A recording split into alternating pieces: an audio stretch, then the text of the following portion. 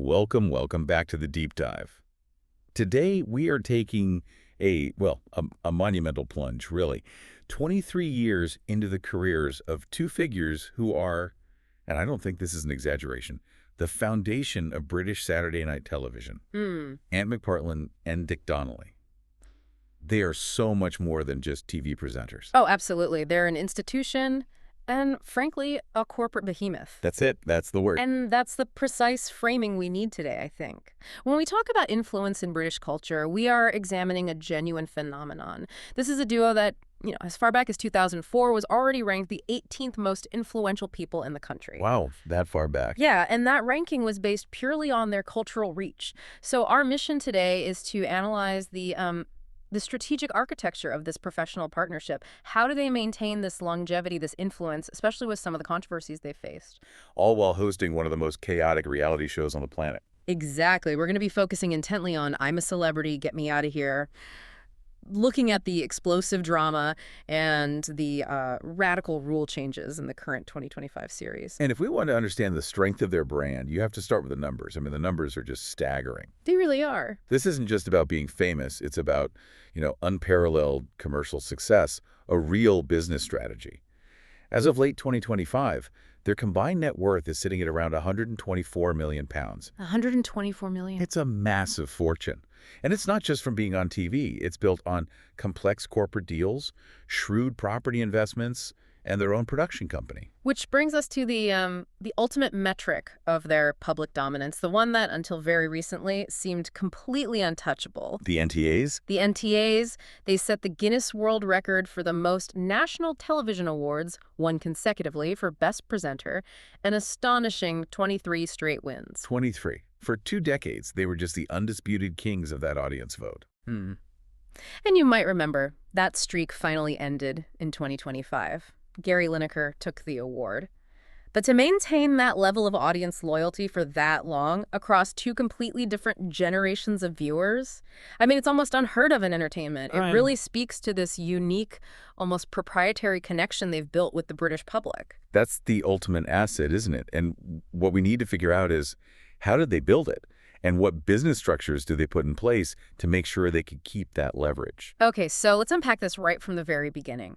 Because the origin story is, it's critical. It tells you everything you need to know about their brand identity. Yeah. Before they were Ant and Dec, this multi-million-pound brand, they were just 2 lads on a children's drama set in Newcastle. Right, the BBC children's drama, Biker Grove, a classic. Dick Donnelly joined first, didn't he? He did, yeah. 1989 as the character Duncan. And then Ant McPartlin followed a year later in 1990 playing PJ. And the sources all highlight that their on-screen friendship, it instantly became a real off-screen brotherhood. And this is where the narrative becomes almost mythical, really. The producer of Biker Grove, a guy named Matthew Robinson, he recognized the chemistry instantly. And he gave them some genuinely prophetic advice. The famous quote. The famous quote. It basically became the contract for their entire working lives. He told them, stay together through any row you have, whatever it is, be together, and you could be the future. Morecambe and Wise. I mean, imagine hearing that. Morecambe and Wise, equating them to the ultimate duo in British comedy. That single piece of advice became the cornerstone of their brand. You just never see one without the other, do you? No matter what career storm they face. They took that philosophy so literally, which is why the public sees them as this inseparable unit. But right after they left Biker Grove in the mid-90s, they didn't go straight into presenting. No, they took that music detour. That's right. It's often treated like a bit of a novelty now, but at the time it was a very serious attempt to establish themselves as, post-TV stars. Yes, the infamous PJ and Duncan era.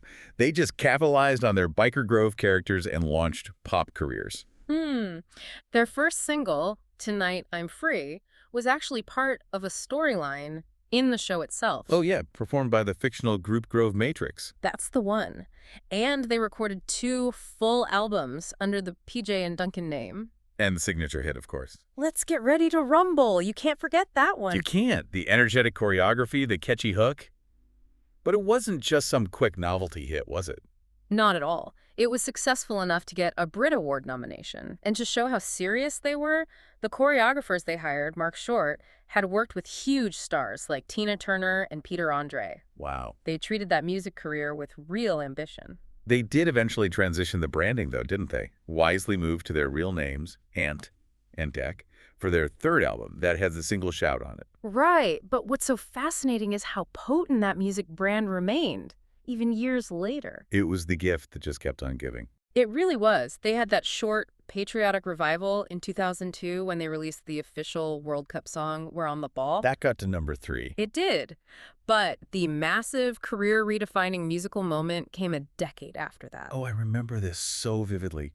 In 2013, they performed Rumble on Saturday Night Takeaway. Yeah. And the performance was so full of nostalgia and just pure goodwill that it propelled the 1994 track against all logic all the way to official UK #1. It's incredible. And what did they do immediately? Donated all the proceeds to charity. Exactly. And that one move perfectly encapsulates their brand. They deliver the nostalgia, the humor, but they always wrap it in this layer of philanthropic integrity. It just solidified their persona as these lovable, decent, yet incredibly successful guys. So that musical phase was basically a transitional strategy then, a springboard to what they were really meant to do. I think so. A springboard to presenting. Their first actual presenting gig was a Saturday morning show, Gimme 5, in 1994. Right, where they used the shortened names Tony and Lon. A short-lived experiment, thankfully. Yeah. Their momentum really started to build with the Ant and Dec show from 95 to 96. And this show wasn't just a ratings success, it was critically acclaimed. It won 2 BAFTAs. Two BAFTAs. Best Children's Show and Best Sketch Comedy Show. This showed, really early on, that they weren't just personalities, they were versatile performers, producers even. But the show that just blew the doors open, the one that paved their way to primetime dominance, had to be the chaotic, brilliant Saturday morning phenomenon SMTV Live. And CDUK as well, from 98 to 2001. With the equally essential Cat Deely. Oh, absolutely. SMTV Live was genius. It captured the attention of kids and, let's be honest, hungover students. Definitely. It had that unique mix of high-energy games like Wonky Donkey and the audience segment Challenge Ant. It wasn't just a show, it was an event. And it taught them how to manage these massive live broadcasts, how to react instantly to chaos. A skill that's pretty crucial for I'm a Celebrity. Essential. And that success led them straight to primetime. Their first major Saturday night gig was Friends Like These on the BBC, a huge cross-network win for them. That was 99 to 2001. And that was followed almost immediately by the massive culture-defining reality hit Pop Idol. On ITV from 2001 to 2003, this rapid, seamless transition from kids' TV to hosting the 2 biggest shows in the UK within 5 years, it just speaks volumes about their perceived reliability and their mass appeal. And that appeal is where the business conversation really starts. You mentioned the leverage earlier. This is where that leverage is monetized, through the famous golden handcuffs deals with ITV. We should spend some serious time on this because these deals explain why ITV has let them dominate for so long.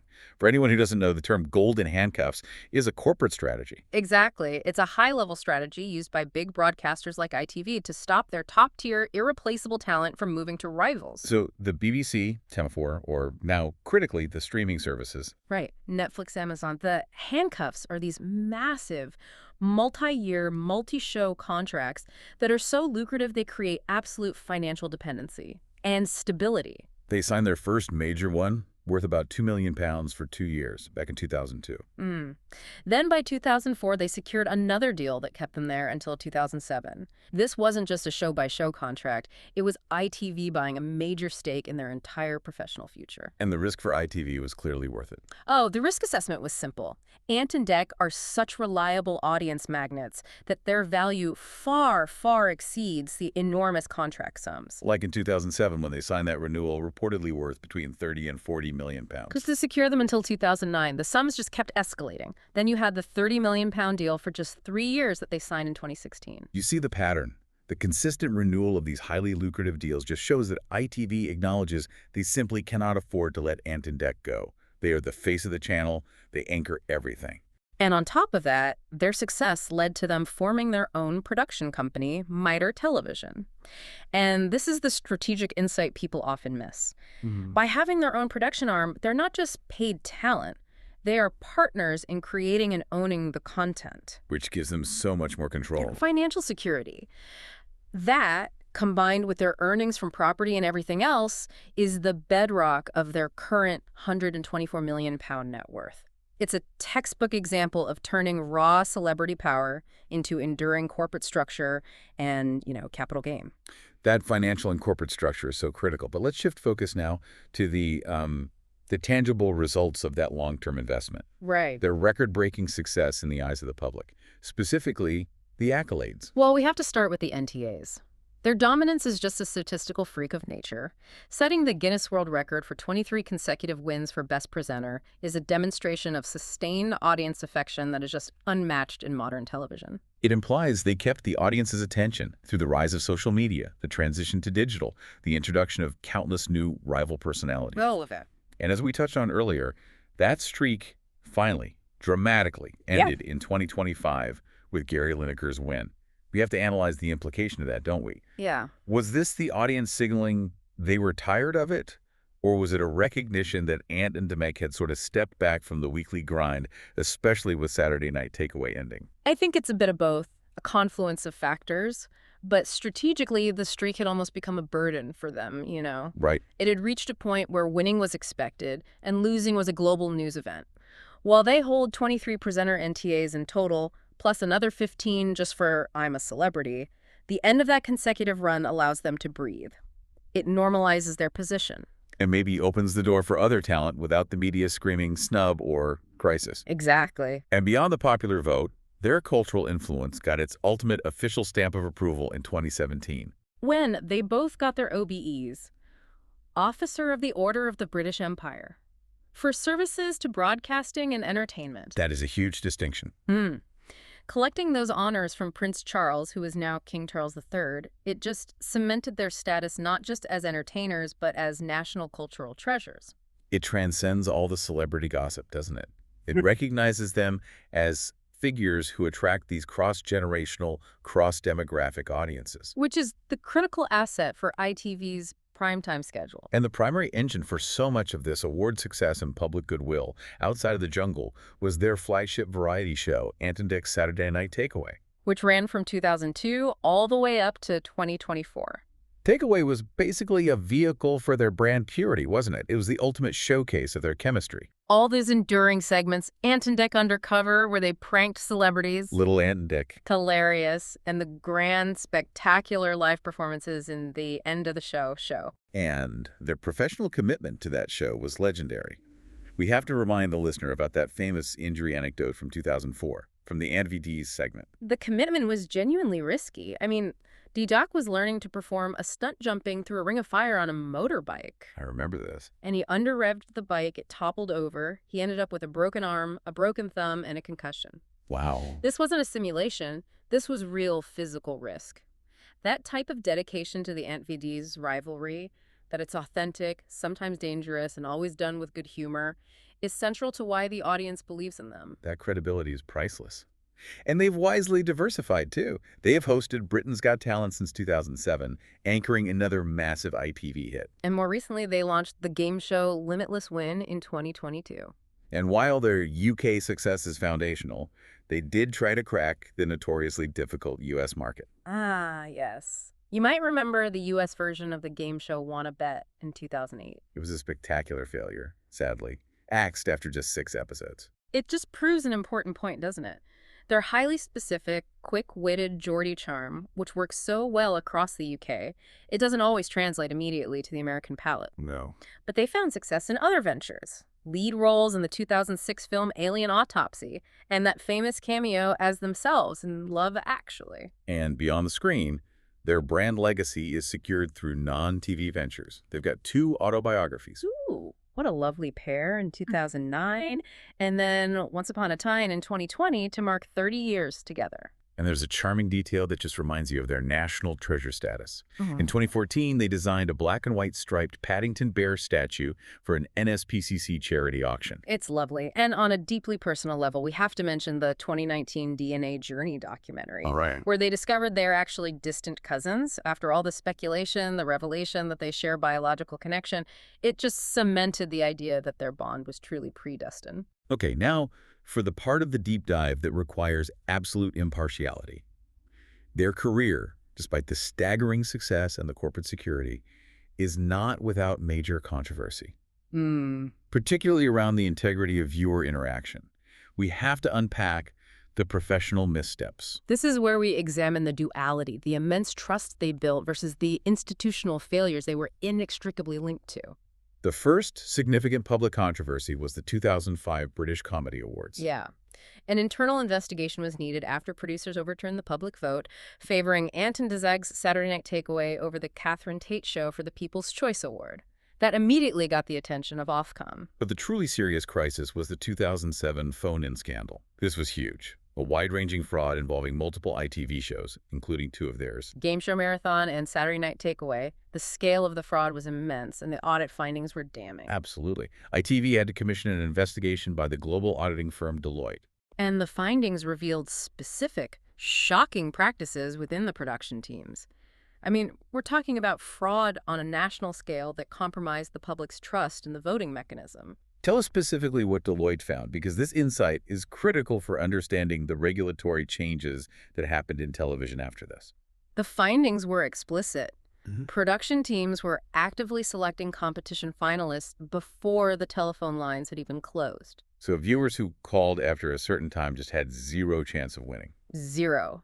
They also staggered the selection process and sometimes chose finalists based on their suitability to be on TV. What, like their location or how they might come across on screen? Exactly, rather than pure chance. And most alarmingly, The auditors discovered that an individual already known to the production team was placed on the shortlist and ultimately went on to win a competition. This wasn't an accident, it was orchestrated manipulation. And this incident led to massive penalties for ITV and a complete overhaul of compliance procedures. It highlights the intense scrutiny on these big reality shows. But the question you should ask yourself is, given the gravity of that, how did Ant and Dec manage to isolate their personal brand from that institutional failing? right, they were the faces of the shows. Why weren't they held more accountable by the public? I think the goodwill they'd built up over decades, from SMTV, Takeaway, the charitable acts, it acted as a shield. The public focused their anger on the producers, on the corporation, not on the personalities they viewed as, essentially honest. That brand protection was clearly strategic. And the final controversy was far more bizarre, wasn't it? The 2008 U.S. lawsuit, a Greek-American stand-up comedian and actor named Ant sued them for $30 million over name usage. Alleging trademark infringement in the U.S. market. That suit was eventually dismissed in 2010. It was. But these controversies, especially the voting fraud, are crucial context. They show the inherent high risk that comes with being high-value talent. They were temporarily associated with institutional failings that required serious corrective action, but their brand resilience proved capable of surviving even that severe test. So moving from the history of their corporate resilience, let's jump straight into the current active production environment. The chaos of the jungle. It's the 25th series of I'm a Celebrity, Get Me Out of Here, returned on Sunday, November 16th, 2025, from Australia. Hosted by Ant and Dec, of course. And the promotional machine was in full swing. They were in that brilliant trailer, dressed in Christmas jumpers, covered in jungle critters. Serving that Bush Tucker trial-style Christmas dinner. It just confirms what we already knew, doesn't it? I'm a Celeb is officially the UK's kickoff to the festive season. It really is. Now let's look at the lineup, because the casting this year feels highly strategic. They're using a blend of legacy icons, contemporary social media clout, resilience figures, and soap royalty. Okay, let's break down the mix. We have 2 huge soap stars. Shona McGarty, who was Whitney Dean in EastEnders, and Lisa Riley, Mandy Dingle from Emmerdale. They bring those built-in fan bases and a history of character drama. Then you have the music and media legends. Martin Kemp of Spandau Ballet. He brings that 80s icon status. And the rapper H, Harrison Armstrong, who provides that essential Gen Z relevance and social media penetration. That combination is so important for attracting a broad, multi-generational audience. It is. Then the emotional core comes from figures like Jack Osborne, son of the late Ozzy Osbourne, and the raw comedy and social media presence of Morgan Burtwistle. Known as Angry Ginge. Right. And the initial cast is rounded out by figures who represent resilience and wit. Alex Scott MBE, the former Lioness. Model and DJ Kelly Brook, comedian Eddie Cady, and the veteran comedian and presenter Ruby Wax OBE. The presence of 2 OBEs, Wax and Scott, is a strategic move, I think. It lends a sense of gravitas and achievement to all the chaos. And as is tradition, the producers couldn't leave well enough alone. They always drop in a twist. The 2 late arrivals. On November 22nd, Vogue Williams, the podcaster and presenter, and Ton Reed Wilson, the TV personality from Celebs Go Dating. And what's fascinating is how the production immediately used these two as narrative destabilizers. Right. They were given the special title of Chief Explorers, which includes the highly coveted and designed to be resented perk of staying in the luxurious bush treehouse. Which immediately manufactures this sort of class and effort resentment within the main camp. Oh, absolutely. The main campmates are struggling to light a fire and manage tiny rations, while the chief explorers are sipping water in relative comfort. And we have direct evidence of this strategic tension working. We captured the quote from Jack Osborne reacting to their arrival. He said, "I feel resistance for Vogue and Tom. I'm just kind of like, hey, don't walk in halfway through the movie and decide to turn it off and change it." That quote just perfectly encapsulates the sense of unfairness, doesn't it? Yeah. And that fuels the central drama of the show. This level of production strategy extends to the single biggest structural change this season, the new 2-in-a-row rule for Bush-Tucker trials. This is a huge deal, a direct regulatory and audience management response. It's massive. The new rule states that if a celebrity is voted twice in a row to do a trial, they have to sit out the next public vote. They become ineligible for a third trial in a row. The show's official reason is about sharing the responsibility for winning food. Mm-hmm. But the producer's real motivation, when you deep dive, is twofold, right? First, make sure more campmates get screen time to maximize the investment in the full celebrity roster. And second, to stop the public from running the show into a repetitive rut. Because you see exactly why this rule was needed when you look at the history of trial torment. Oh, yeah. The public, if you give them the chance, will ruthlessly vote for the person they think is most likely to scream or cry or faint. We have some notorious examples. Helen Flanagan and Gillian McKeith both faced an agonizing 7 consecutive trials. 7. And more recently, Dean McCullough, Matt Hancock, and Katie Price each faced 6 consecutive trials. The new rule ensures that the same person can't completely monopolize the drama, whether they're winning stars or failing spectacularly. It forces the public's vote to rotate. And that guarantees every celebrity gets their moment of truth, which is the necessary fuel for their career reboot. So, beyond the rules and the roster, the jungle itself has been an active participant in the chaos this year. The environmental conditions have presented some really serious challenges to the production team. The sources reveal that the camp was actually evacuated shortly before a recent trial because of an extreme storm. Yeah, they recorded a torrential downpour. 50 centimeters of rain hit the area in Dungay, New South Wales. That is a massive, dangerous amount of water in a short space of time. So the production safety protocols kicked in immediately. They had to. The celebrities were moved to safety in the Bush Telegraph. That's the small protected room where they give their private interviews to the camera. And this was necessary not just because of flash flooding, but also, critically, because the storm activity churns up the riverbanks. Which increases the risk of dangerous leeches entering the camp. Ugh. Sounds like pure logistical chaos. Yeah.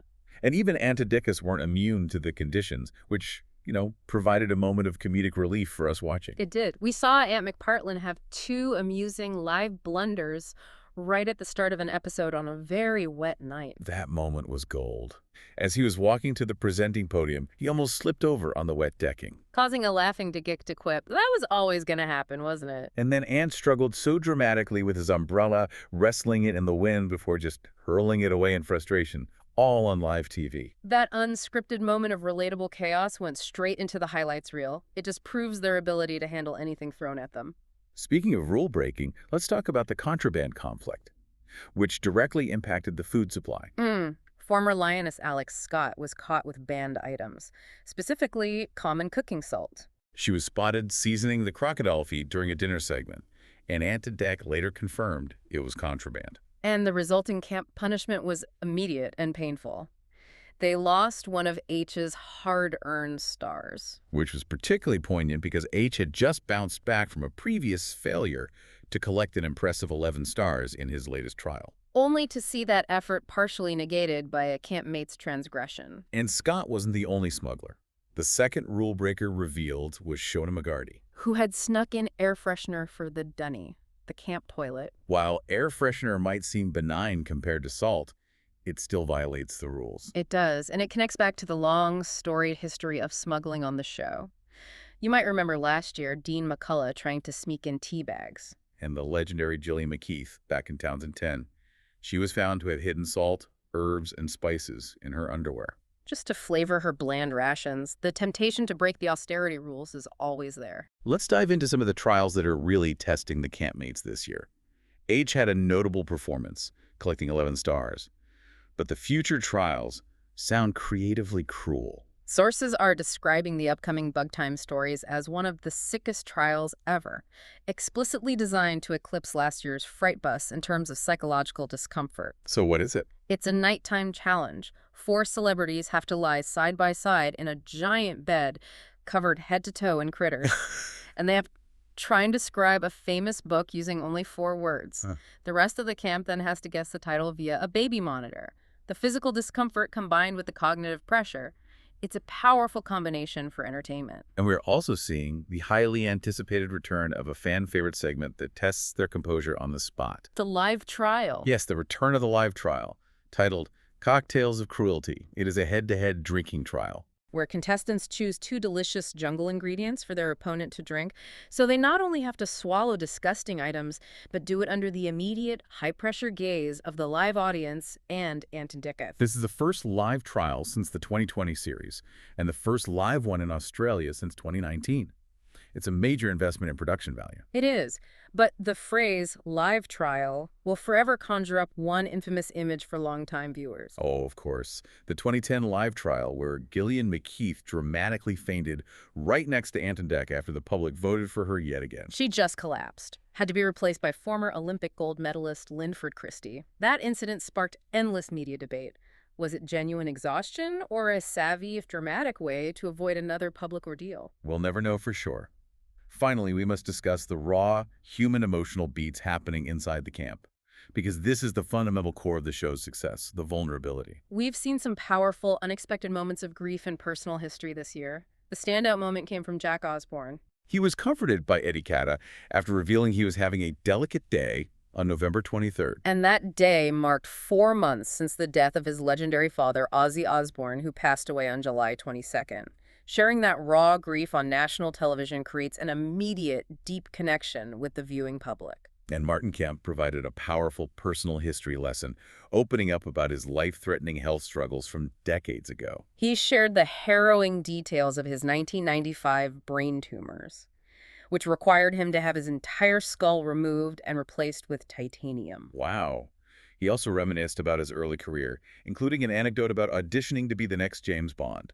These aren't just celebrity tidbits, are they? They are survival stories. They demonstrate a resilience that elevates the camp environment beyond just a game show. And on a lighter but equally affecting note, we saw the social media star Angry Ginge breaking down in tears over intense homesickness. Specifically talking about his nan, and rapper H revealed the deeply personal motivation behind him joining the show to raise awareness for Down syndrome, as his sister Gracie has the condition. These moments, the real fear, the unexpected grief, the profound motivation, are what turned a celebrity game show into compelling, high-stakes television.